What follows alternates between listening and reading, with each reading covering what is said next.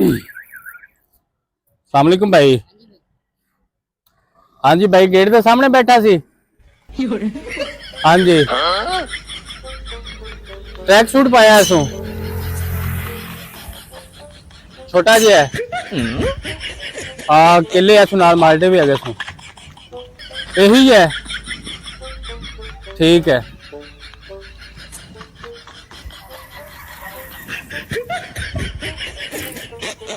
भाई की क्या ये साडे मुंडे नु ते भज ही गया है। यार मैं तो कुछ नहीं उन्होंने कहा भाई कल केले लेके मैं तुम पैसे देने लगा सी। उन्हें आख्या पता नहीं पस्तूल कड्डन लगा हो ते तद भज गया है। यार तद कि मैं बच गया, मैं तुम पैसे दे उसी यार डर ना मूत्र भी निकलिया खड़ा है।